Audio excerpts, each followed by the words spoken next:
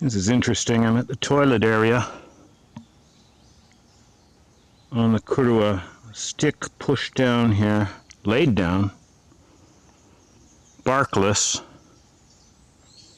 fat end toward me so it didn't fall downhill. The skinny end is uphill, is what I'm trying to say. Let's just step to the side here. A parallel stick or log snapped off here. Barkless snapped off at the other end. That's two. Step to the side again. More sticks roughly parallel. Something just bit me. Here. Good sized log, again barkless, broken off at both ends and parallel. Just stepping to the side again. Quite a good sized log with bark on this time. Broken in two, it looks like. No, that piece is too small. Okay, they've been laid together there. Over here, stick shoved into those trees.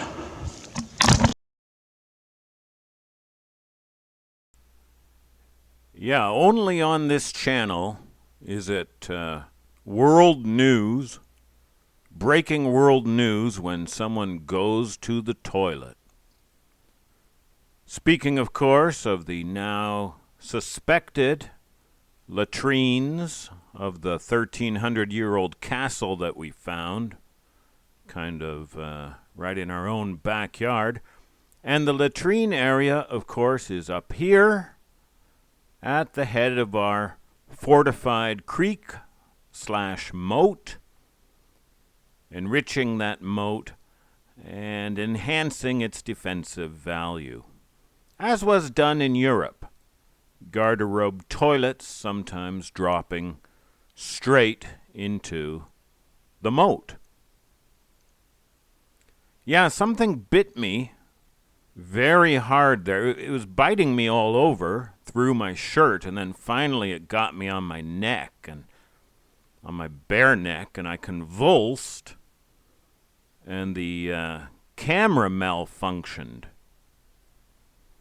I wasn't able to get to the end of that row of parallel sticks and logs. There were three more to the right of me, completing a series of, I think, 7 parallel sticks and logs laid down in order. I didn't have a chance to get to that point, but they were arranged from smallest, thinnest, to biggest, thickest. And what are the odds of that? Outdoorsmen, outdoorswomen, please help me place odds on that.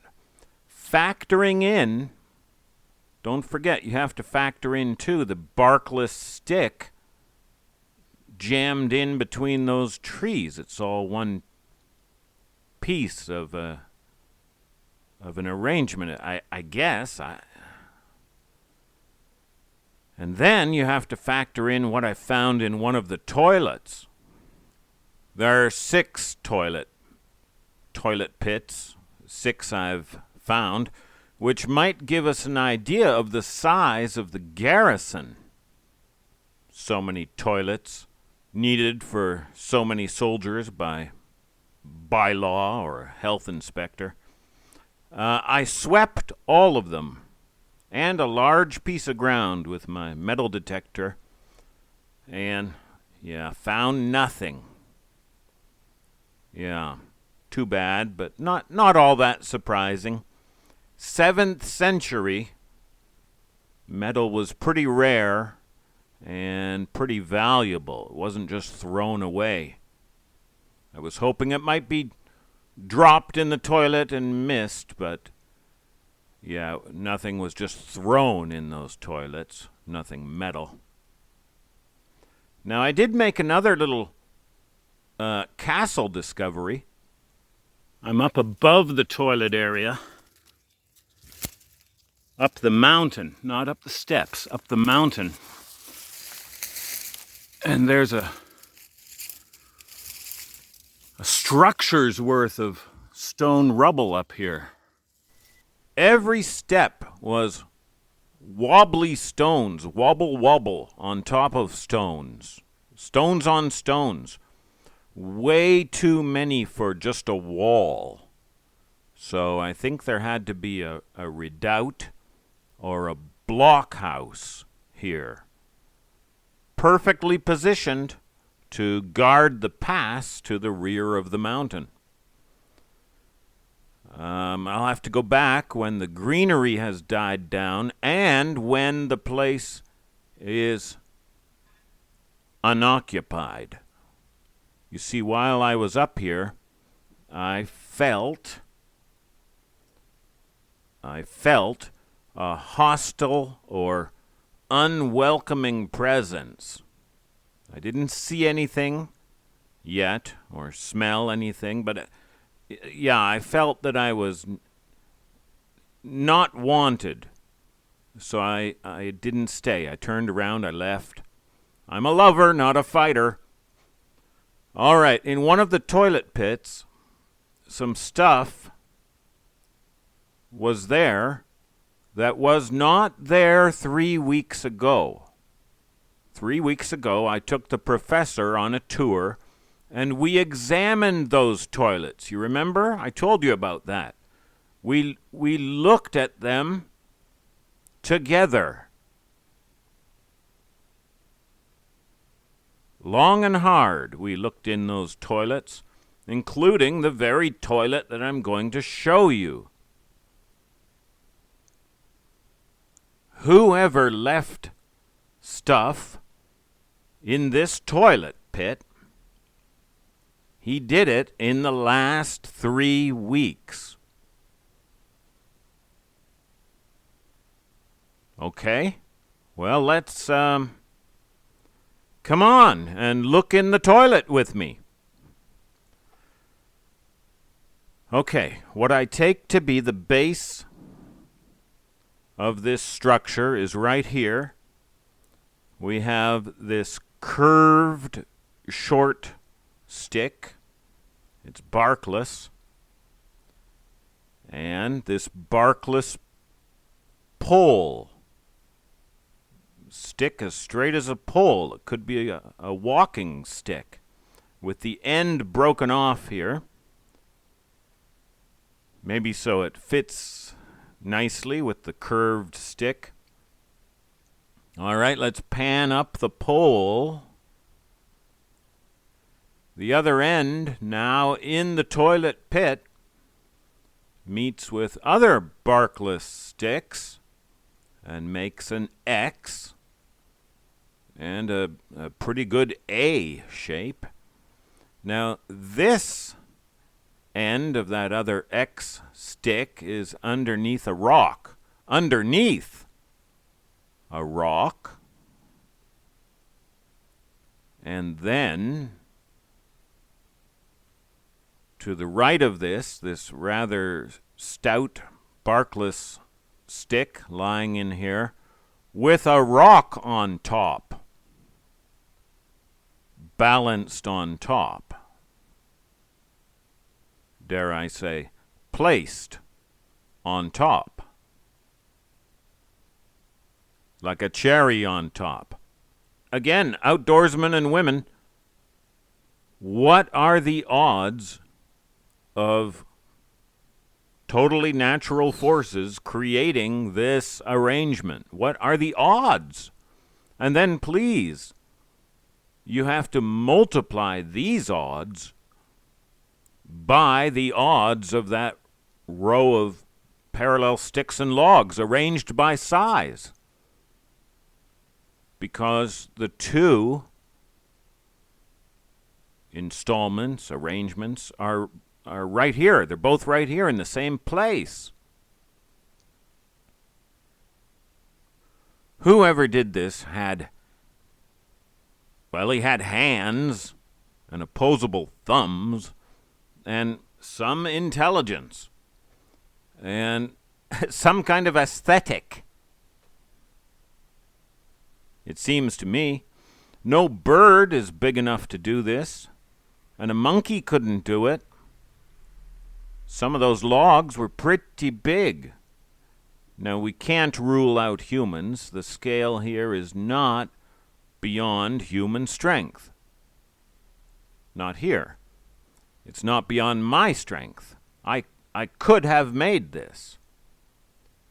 I could be deceiving you or pranking you, to quote my friend Robert James.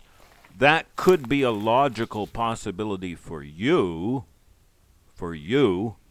but not for me, because I know I didn't do this. Maybe someone is pranking me. Well, I don't know who. I have one enemy in this world. One enemy I know. But this doesn't fit his profile at all. He's a creative embezzler and con artist and a sexual molester pervert, but I don't see him doing this. I don't see any of my friends doing this. No one knew that I was coming here this morning except my wife. I just told her this morning, and she had no opportunity to beat me up here and do this. It'd be a little bit out of character for her anyway. Some random human. I don't think so. This is maybe my 30th trip to the mountain. I've met a lot of hikers on the trail, but I've never seen anyone off trail. It's not their thing. They don't do it. And the average age of hikers here is pretty old. It's not a hangout for young people. It's all seniors getting exercise. Or families with kids. And then a random human here in Japan isn't likely to have a lot of knowledge of typical Sasquatch structures. I've been working on a book review of this book, and that video's just been postponed because I have to work in more examples now and talk about them and recalculate my score.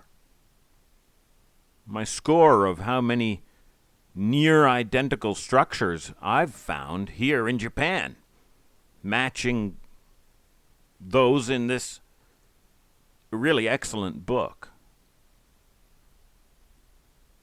Man, it's just amazing to me. Okay, when I was all packed up, including the camera, I packed it up, put it in my backpack, and I was leaving the area, I heard a terrific crashing through the bush on the mountain up above me, in that same ruined stone blockhouse area where I just was. I was honestly ready for anything.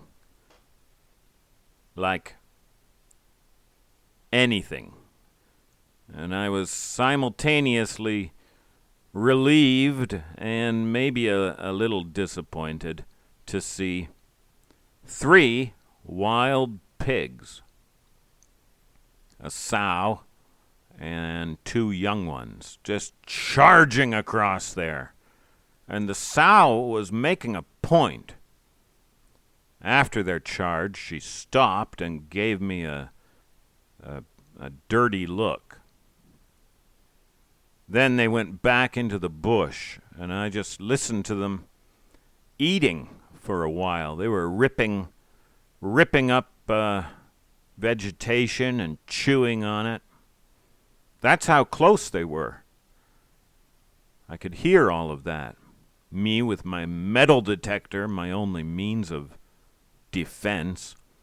One little guy came and checked me out, and I managed to get a little bit of him on my phone.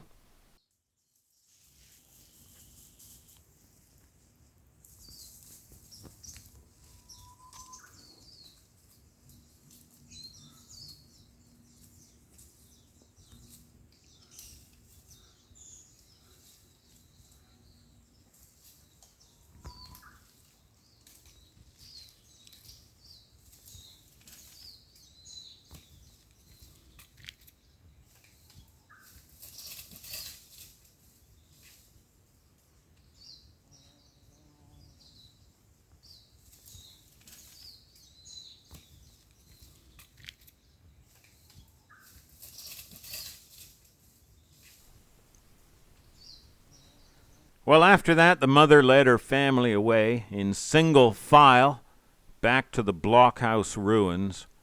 They were 7 in all, 1 big old sow and 6 piglets. They were the hostile presence I felt, I think, pretty sure. Now I'm thinking of going back and creating my own arrangement in another toilet pit. Maybe the most hidden one. And just see what happens. And maybe leave Dirty Dan there. Sort of like an ambassador. Ambassador to the Hibagon. If, indeed, it is Hibagon, your Japanese Bigfoot, making those things. I don't see any other plausible culprit. Possible, yes, logically possible, but not plausible. And I shouldn't even say culprit. Making structures in the woods isn't a crime, last time I checked. Okay, I know these videos are less frequent these days. That's again for several reasons. I'm working on the castle book, working hard. I've finished the first draft. There is progress being made, I'm happy to say. Also, I am overworked now in my day job. Way overworked, having been terribly underworked for the last few years. And having my business almost destroyed again after my embezzler friend by the government and general pandemic panic. I've been draining savings the whole past couple of years. Although there was an upside to that, it gave me time to do field work and write this book, which needs a 3rd edition now with all of the new knowledge that we've acquired. And the weather is really bad. It's either raining or it's 100+ sun, and that's with jungle humidity. So I'm sorry for fewer videos just these days. I'll get clear of the book soon, and then I'll be able to make more videos. Make more discoveries and more videos. I have to give you a Team Hibagon report and let you know what's going on, what's being planned. As you know, we missed our spring trip up to Mount Hiba, partly because My whole family was sick all of spring break. We couldn't go anywhere. Now, we will try to make that up with a summer and autumn trip and still make 2 trips this year, if possible. It's a big deal going up there. It's expensive in costs outright, and then it costs me money to close my business. Lost income. So when we go, we want to make it count. I'm not losing a whole day of income to get 2 or 3 hours up there. That's a bad trade and a waste of money and time. But I'll explain all of this and our strategy going forward in a dedicated video. Okay, I love you.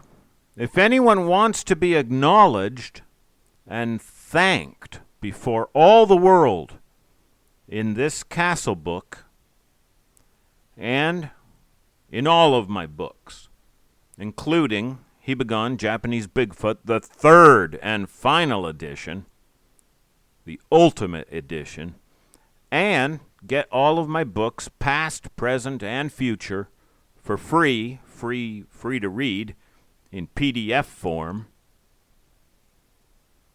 I'm going to make all of that available for $1 a month. $1 a month from enough people could let me close up shop more often, let me go to Mount Hiba more often, and around this crazy prefecture, and make more videos in the field. Although I have to say, in self-defense, I think we've had a pretty good year discovering and correctly decoding, at least in part, 2 megaliths, and successfully testing 1, discovering and exploring and mapping a 1,300-year-old castle. That doesn't happen every day, not to everybody. All while telling the world about the Hibagon and advancing the state of Hibagonology with new finds, including 2 previously unknown active habitats. That's a pretty good record, I think. I'm proud of it. I'm looking forward to reporting all of this to the Ape Clerk Emeritus. And, you know, all of this while balancing family and making a living. So I know we have to get back to Mount Hiba, but hold your shorts, team. Hold your shorts. Okay, let me know what you think about this stuff in the woods. Was it dropped there randomly in the last 3 weeks by nature? Or, yeah. Well, have a good weekend, and I love you.